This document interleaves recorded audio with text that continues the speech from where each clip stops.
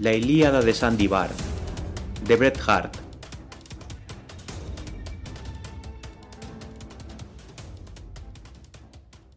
Antes de las 9 ya se sabía por todo el río que los dos socios del yacimiento Amity se habían peleado y se habían separado al rayar el alba. En aquel momento, al vecino le llamaron la atención unas voces de disputa y 2 disparos consecutivos. Salió corriendo y, entre la neblina que se levantaba del río, vio difusamente la silueta alta de Scott, uno de los socios, que bajaba por el monte hacia el cañón.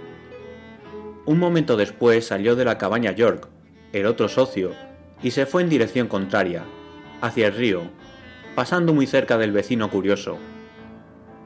Después se supo que un chino que cortaba leña en el bosque de enfrente de la cabaña había presenciado parte de la pelea. Pero John era imperturbable, indiferente y reticente. «Yo cortar leña, yo no pelea», fue su respuesta a todas las preguntas que le hicieron. «Pero, ¿qué decían, John?» «John no sabe». El coronel Starbottle repasó con destreza los diversos epítetos populares que el generoso sentir público consideraría motivo suficiente para contraatacar, pero John no los reconoció. «Y esta es la gentuza», dijo el coronel con severidad, «que, según algunos, puede tener derecho a testificar contra un hombre blanco. Anda por ahí, infiel». De todos modos, nadie se explicaba la discusión. Que 2 hombres cuya amabilidad y gran tacto les habían granjeado el título de pacificadores en una comunidad poco dada a las virtudes pasivas, que estos hombres se habían llevado extraordinariamente bien se pelearan con violencia era una cosa que despertaba la curiosidad de todo el campamento. Los más inquisitivos acudieron al lugar de los hechos, que sus ocupantes habían abandonado. No había señales de desorden ni de pelea en la limpia y ordenada cabaña. La rústica mesa estaba puesta para el desayuno. La sartén y los huevos todavía estaban en el hogar, cuyas brasas apagadas podían haber ejemplificado las malas pasiones que se habían desatado allí no hacía ni una hora. Pero el coronel Starbottle puso el ojo, un tanto sanguinolento y lloroso, en los detalles prácticos. Al inspeccionar la cabaña encontró un agujero de bala en la jamba de la puerta y otro casi enfrente, en el marco de la ventana. El coronel tomó nota de que el primero coincidía con el calibre del revólver de Scott y el otro con la Derringer de York. «Debían de estar aquí», dijo el coronel, poniéndose en posición, a menos de 1 metro de distancia, y fallaron. El coronel lo dijo en un tono descendente, con cierto matiz patético que hizo su efecto. Los presentes se emocionaron al comprender la delicadeza de la oportunidad perdida. Pero Barr estaba predestinado a llevarse una decepción más amarga. Los antagonistas no habían vuelto a verse desde la pelea, y se rumoreaba que, si volvían a encontrarse, ambos estaban decididos a matar al otro allí mismo. Por lo tanto, cuando, a las 10, George salió de la cantina del Magnolia a la larga calle del campamento en el mismo momento en que Scott salía de la herrería, en el cruce de la calle, la tensión se mascaba en el ambiente, y la gratificación es de temer. Era evidente que el encuentro solo podía evitarse si uno de los dos se retiraba. Al momento, las ventanas de los salones cercanos se llenaron de gente. Un sinnúmero de cabezas asomó desde las orillas del río y desde detrás de grandes rocas. Un carro vacío que se encontraba en el cruce se llenó de gente como si hubiera brotado de la tierra. En la falda del monte se oían carreras y confusión. En el camino del monte, el señor Jack Hamlin frenó el caballo y se puso de pie en el pescante de la calesa. Los objetos de tan absorbente atención se aproximaban el uno al otro. A York le da el sol en los ojos. Scott lo va a pillar donde el árbol. Está esperando para sacar el arma.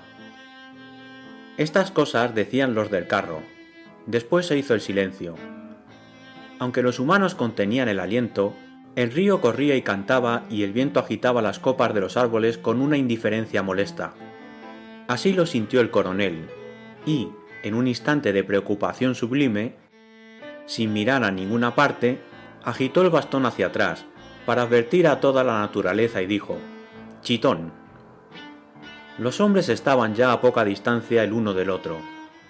Una gallina pasó corriendo por delante de uno de ellos. Una cáscara plumosa voló por el aire desde una calle lateral y cayó a los pies del otro. Y, sin prestar atención a esta ironía de la naturaleza, los rivales siguieron aproximándose, rectos, rígidos, mirándose a los ojos, y pasaron de largo. Al coronel Starbottle tuvieron que auparlo desde el carro. «Este campamento está acabado», dijo tristemente, mientras lo llevaban al Magnolia. Es imposible decir con qué otras palabras pudo haber expresado lo que sentía, porque en ese momento Scott se unió al grupo. «¿Me ha dicho algo?», preguntó al coronel, tocándole el hombro con naturalidad, como casualmente. El coronel reconoció una calidad oculta en el roce y una cantidad desconocida en la mirada del que preguntaba, y contestó sencillamente: «No, señor», con dignidad. Unos cuantos metros más allá, George hizo algo igual de característico y peculiar. «Ha tenido usted una gran oportunidad. ¿Por qué no lo ha eliminado?», preguntó Jack Hamlin, cuando George se acercó a la calesa. «Porque lo odio», fue la respuesta que solo oyó Jack. Al contrario de lo que dice la creencia popular, no respondió hablando entre dientes, sino en un tono normal. Pero Jack Hamlin, que era un gran observador de la humanidad, cuando ayudó a George a subirse a la calesa, se dio cuenta de que tenía la mano fría y los labios secos, y aceptó la aparente paradoja con una sonrisa. Cuando Sandy Barr llegó a la conclusión de que la pelea entre George y Scott no se podía solucionar según los métodos propios de la localidad, se despreocupó del asunto. Poco después se rumoreaba que el yacimiento Amity estaba en litigio y que los socios se disputarían la posesión a cualquier precio. Puesto que se sabía que estos terrenos se habían agotado y no valían nada, y que los socios, que ya se habían enriquecido, habían considerado la posibilidad de abandonarla un par de días antes de la pelea, el procedimiento que habían puesto en marcha solo podía considerarse un asunto de rencor gratuito. Más tarde aparecieron en esta candorosa Arcadia dos abogados de San Francisco. Los acogieron en los saloons y, lo que es prácticamente lo mismo, hablaron con ellos confidencialmente. El resultado de esta intimidad impía fue una serie de citaciones judiciales. Cuando se celebró el juicio del yacimiento Amity, todos los habitantes de Sandy Bar que no tenían orden de presentarse ante el tribunal acudieron no obstante por curiosidad. Nadie fue a trabajar a las zanjas ni a las quebradas en los kilómetros a la redonda. No tengo intención de relatar el famoso juicio. Baste con decir que, al estilo del abogado del querellante, era un juicio de importancia extraordinaria en el que se dilucidarían los derechos inherentes de esta industria incansable que ha desarrollado los recursos pactólicos de este nuevo Eldorado. Y, según el decir más llano del coronel Starbottle, un rifirrafe que los caballeros podían haber solventado en 10 minutos tomando unos tragos amistosamente, si querían parlamentar, o en 10 segundos con un revólver, si preferían un rato de diversión. El veredicto fue favorable a Scott, y George interpuso una apelación inmediatamente. Se decía que había jurado gastarse hasta el último dólar en el litigio.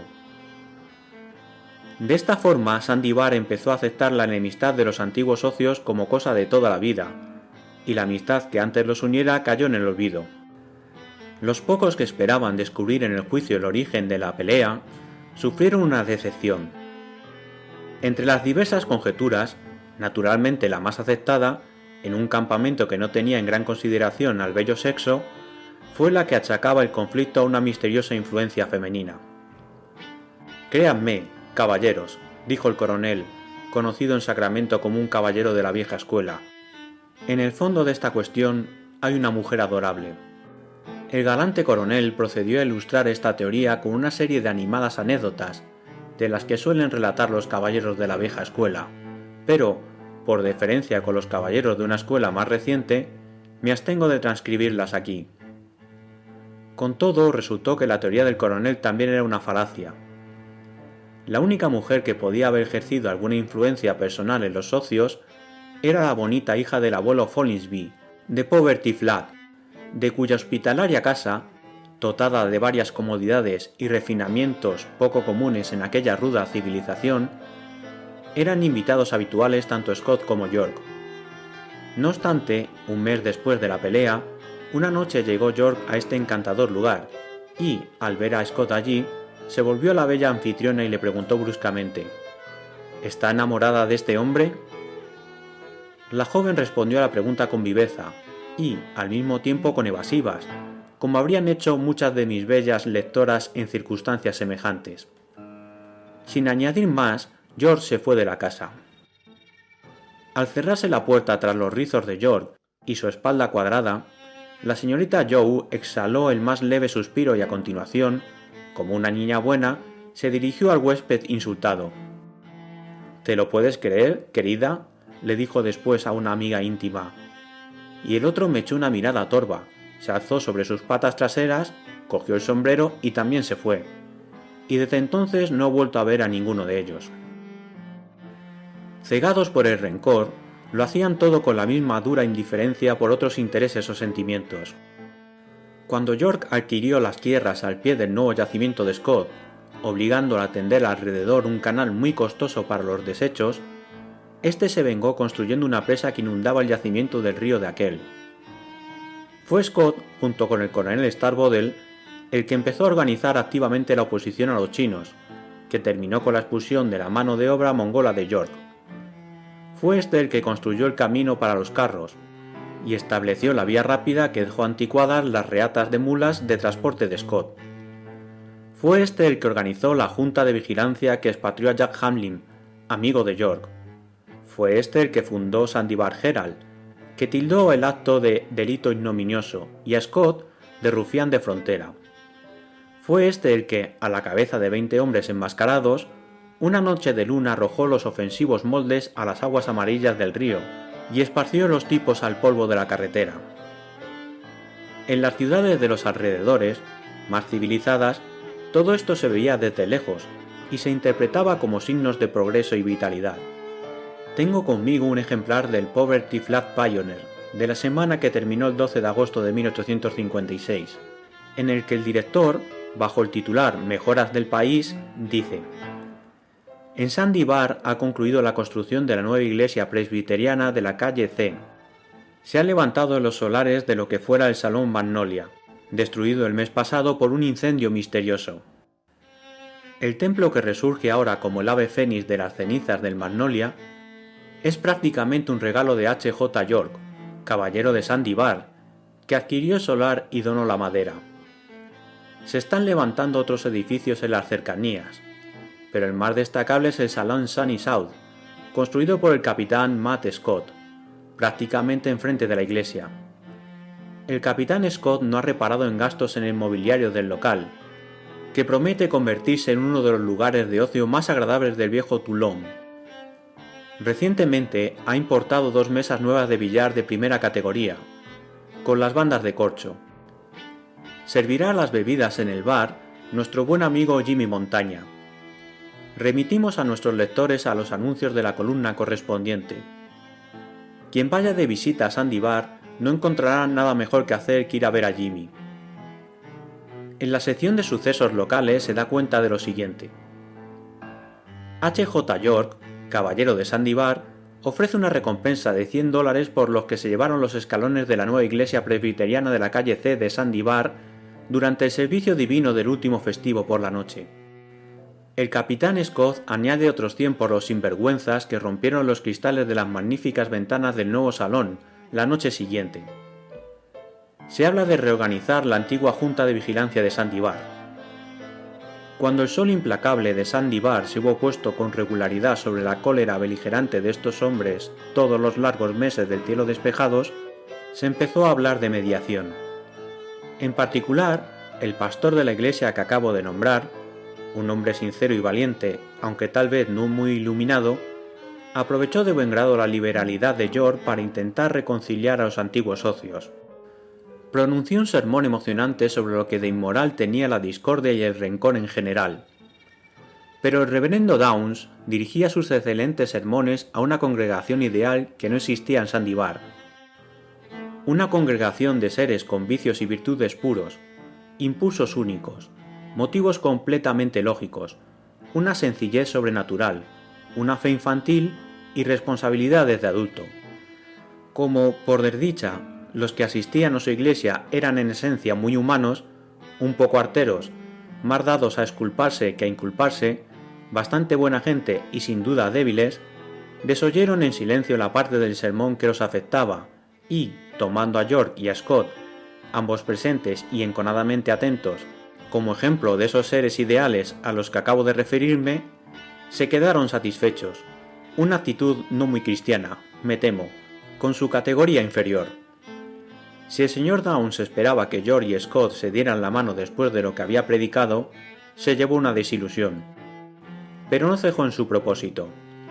Con un empeño silencioso y valiente que le había granjeado el respeto de unos hombres acostumbrados a considerar la piedad sinónimo de afeminamiento, atacó a Scott en su propia casa. No hay documento escrito sobre lo que allí se dijo, pero es de temer que fuera parte del sermón. Cuando terminó, Scott lo miró con benevolencia en los espejos del bar y, menos irreverente de lo que pueda dar a entender las palabras, dijo: «Joven, me gusta tu estilo, pero volveremos a hablar cuando nos conozca a George y a mí tan bien como conoce al Todopoderoso». La contienda seguía en pie y, como en casos más ilustres, la enemistad privada y personal de los dos hombres representativos evolucionó poco a poco hasta dar unas creencias y unos principios rudimentarios y mal expresados. Poco después se hizo evidente que esas creencias, tal como las exponía el aspirante a hombre de Estado A, eran idénticas a determinados principios de mayor alcance concebidos por los fundadores de la Constitución de Estados Unidos, o que, tal como advertía elocuentemente B, eran las fatales arenas movedizas en las que podía naufragar el navío del Estado. El resultado práctico de todo esto fue que a York y a Scott los nombraron representantes de facciones opuestas en el Concejo Municipal. Hacía unas semanas que los votantes de Sandy Bar y campamentos aledaños habían sido convocados a una asamblea. En vano gemían y protestaban los grandes pinos de los cruces de caminos, cuyos troncos soportaban toda clase de carteles, desde su atalaya. Pero un día, al son de pífanos y tambores, y con boyante transparencia, llegó un desfile al bosque triangular de la Boca de la Quebrada. Presidía la reunión el coronel Starbottle, que había desempeñado funciones legislativas en otro tiempo, y a quien se le consideraba vagamente un caballo de guerra, así como un valioso partidario de York. Concluyó la demanda de votos para su amigo enunciando una serie de principios, e intercalando algunas anécdotas tan groseras y gratuitas que hasta los pinos podían haberle tirado piñas secas encima. Pero hizo reír. De este modo congració a su candidato con el público, y cuando George se levantó para hablar, lo saludaron con vivas.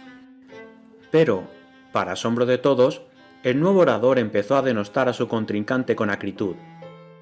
No solo se extendió sobre los actos, de todos conocidos, y el ejemplo que daba Scott en Sandy Bar, también se refirió a su vida anterior, la que el pueblo desconocía.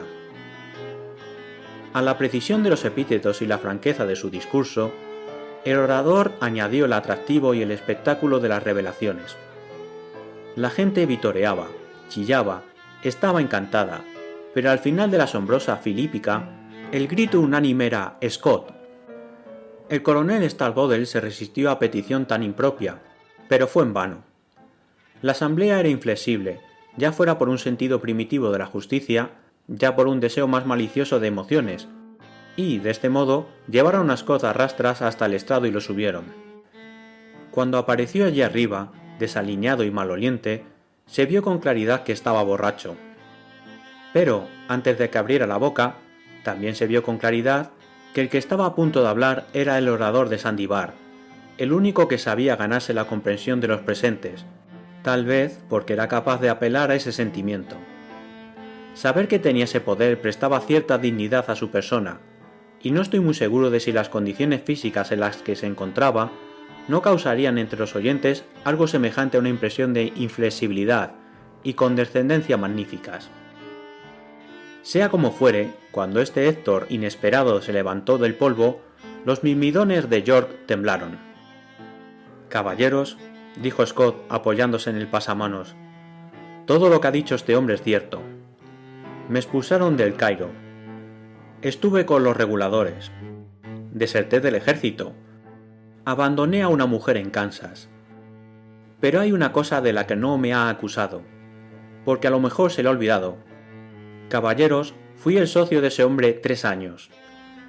No sé si quería seguir hablando, pero una ovación clamorosa redondeó y reforzó artísticamente este momento culminante, y la elección del orador quedó prácticamente sentenciada.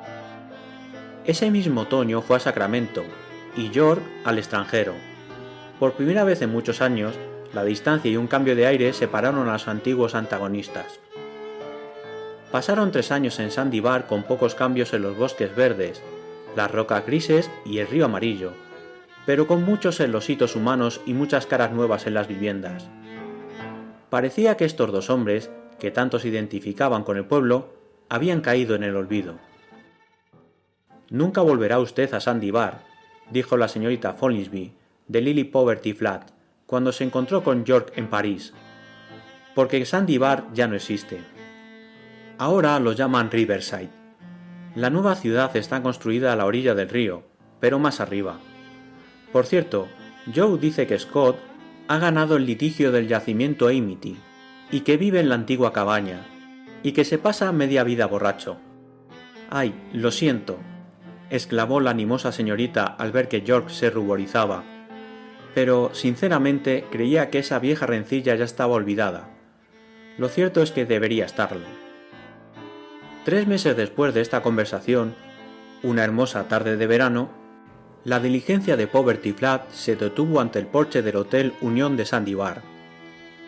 Entre los pasajeros había uno, forastero al parecer, muy bien vestido y afeitado, que pidió una habitación y se retiró temprano a descansar. Pero se levantó antes del amanecer, sacó algunas prendas de ropa de una bolsa de tela gruesa y procedió a ponerse unos pantalones blancos de algodón, una camisa suelta blanca de algodón y un sombrero de paja. Después de asearse, se envolvió los hombros al desgaire con un pañuelo rojo. La transformación fue completa. Cuando bajó sigilosamente por las escaleras y salió a la calle, nadie habría reconocido al elegante foráneo de la víspera, y fueron pocos los que identificaron las facciones y el tipo de Henry York de Sandy Bar. A la tenue luz de esta hora tan temprana, y con lo mucho que había cambiado el asentamiento, tuvo que detenerse un instante para recordar dónde estaba. El Sandy Bar que guardaba en la memoria se encontraba río abajo. Los edificios que lo rodeaban eran más tardíos y de un estilo más moderno. En el camino hacia el río descubrió una escuela y una iglesia nuevas. Más allá apareció el Sunny South, transformado en restaurante, con los dorados casi borrados y la pintura borrada. Ahora sabía dónde estaba. Bajó rápidamente una cuesta, cruzó un canal y llegó al límite inferior del yacimiento Amity. Una niebla gris se elevaba lentamente del río, se pegaba a las copas de los árboles y después subía por la ladera de la montaña hasta que la atrapaban los altares de roca y se ofrecía en sacrificio al sol naciente. Abajo, la tierra que él había herido y requemado cruelmente con unas máquinas ya olvidadas, presumía ahora de algunas parcelas verdes, y le sonreía y lo perdonaba como si las cosas no estuvieran tan mal, al fin y al cabo. Unos pájaros se bañaban en el canal como si la naturaleza acabara de poner el agua a su disposición por primera vez, y una liebre, al verlo acercarse, corrió a esconderse debajo de una artesa volcada como si estuviera allí solo para ese menester. Todavía no se había atrevido a mirar hacia determinada parte, pero el sol ya había ascendido lo suficiente para pintar el pequeño altozano en el que se encontraba la cabaña. Aunque dominaba las emociones, el corazón se le aceleró al levantar hacia allí la mirada. La puerta y la ventana estaban cerradas, no salía humo por la chimenea de adobe, pero, por lo demás, estaba igual que siempre. A pocos metros de la cabaña recogió una pala rota del suelo, y, poniéndosela al hombro con una sonrisa, se acercó a la puerta y llamó. No se oía nada dentro. La sonrisa se le apagó al empujar la puerta con inquietud. De repente apareció una figura que se dirigía a él, una figura de ojos inyectados en sangre que se quedó con la mirada vacía y levantó los brazos en actitud de aviso. Una figura que pronto se atragantó, tosió y se cayó hacia adelante, presa de un ataque.